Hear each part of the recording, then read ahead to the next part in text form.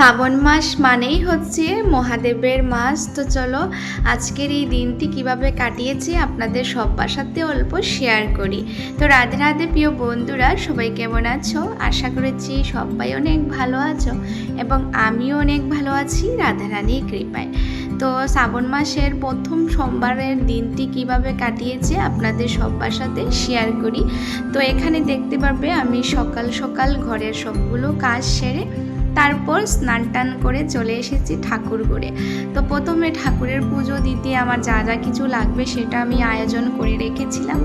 আর এখানে আমি আমাদের গণেশ ঠাকুরকে অভিষেক করিয়ে দিচ্ছি, যেহেতু শ্রাবণ মাস মানেই হচ্ছে মহাদেবের মাস, আর মহাদেবের প্রিয় ছেলে হচ্ছেই আমাদের গণেশ মহারাজ। তো ওনাকে প্রথমে পুজো দিয়েছি এবং ভগবানের নিত্য সেবা আমাদের ঘরে দিয়ে নিয়েছি। এখন আমি যাব আমাদের গ্রামের মন্দিরে।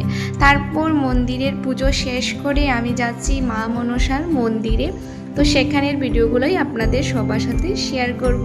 তো পুরো দিনটা কিভাবে কাটিয়েছে এবং কে এসেছিল আমাদের ঘরে এই মুহূর্তগুলোই শেয়ার করছি। তো সবাই দেখতে থাকবেন। তারপর কি ভগবানের পুজো দেওয়া শেষ, তো চলে এসেছি আমি আমাদের গ্রামের মন্দিরে। তো সেখানে মন্দির বন্ধ ছিল, তারপর মন্দিরটা খুলে তো আমি এখানে চলে এসেছি। আর এখন পুরো মন্দিরটা পরিষ্কার করতে লেগে গিয়েছি, যেহেতু পুজো করব তার কারণে। তো মন্দির পরিষ্কার করে এখানে দেখতে পাবে ভগবানের পুজোর জন্য আমি ঘর থেকে গঙ্গা জল, তারপর ঘি, মধু যা যা কিছু লাগবে সবগুলোই নিয়ে এসেছি। আর এখন সুন্দর করে আমার মহাদেবকে সাজিয়ে দিলাম। তো কেমন হয়েছে অবশ্যই সবাই জানাবেন। তারপর এই যে পুজো আমার প্রায় সমাপন হয়ে যাচ্ছে। তো এখন পুজো শেষ করে চলে যাব ঘরে। আর যেহেতু সকাল থেকে উপবাস ছিলাম, তো যতটুকু পেরেছি অল্প মুহূর্তগুলোই আপনাদের সবার সাথে শেয়ার করার চেষ্টা করলাম। তারপর কি পুজো শেষ, তো এখান থেকে চলে এসেছিলাম ঘরে। আর ঘরে এসে তাড়াহুড়ো করে ড্রেসটা চেঞ্জ করলাম, করেই বেরিয়ে পড়েছি। তো আমাদের গ্রামের রাস্তা থেকে অল্প হেঁটে গিয়েছিলাম। তারপর একটি গাড়ি পেয়েছি, তো গাড়িতে বসে চলে যাব এখন মায়ের মন্দিরে।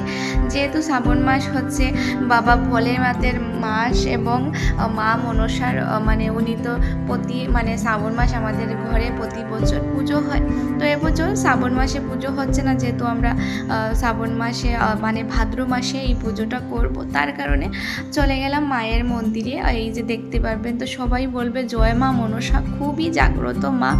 তো মায়ের পুজো এখানে দিয়ে তারপর আমি হেঁটে হেঁটে আমাদের লতাকান্দি এই জায়গাটাকে বলা হয়, তো সেখানে এসেছিলাম। তো হঠাৎ করে এই যে মন্দিরে, তো এখানে হচ্ছে ভৈরব বাবার মন্দির, সেখানে মহাদেবও রয়েছেন। তো এই মন্দিরটাকে আমি অনেক দিন দেখি, তারপর ভাবলাম এখানে আসছি যখন, তো এই মন্দিরে এসে ভগবানের দর্শন হয়ে যাক।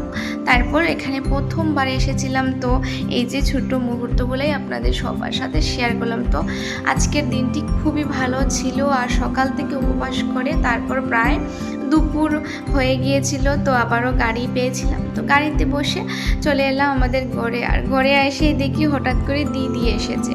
তো এখানে দেখতে পাবে ওরা চলে যাবে, ওরা কিছুক্ষণ আগেই এসেছিল, যেহেতু আমি ঘরে ছিলাম না। তো এসে দেখছি ওরা খাওয়া দাওয়া করছে সোনাকে সাথে নিয়ে। তারপর ও বললো ঠিক আছে চল সামনে কতটুকু হেঁটে আসি। আর ওরা তো চলে যাবে, তো আমি আর মা ওদের সাথে বেরিয়ে পড়েছিলাম। তো এই যে দেখতে পাবে দিদি যাচ্ছে মায়ের সাথে, আর মা অল্প আমাদের ঘরের ফল ছিল সেগুলো দিয়েছেন সোনা খাবে বলে।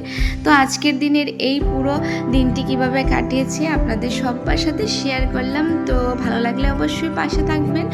আর তারপর কি দিদির সাথে অনেক ছবিও তুলেছিলাম। তো বলছিল ঠিক করে খাওয়া দাওয়া কর, যেহেতু উপবাস করে পুরো মুখটাই শুকিয়ে গিয়েছে। তো আজকের জন্য অতটুকু ছিল। সবাই ভালো থাকো, সুস্থ থাকো, টাটা।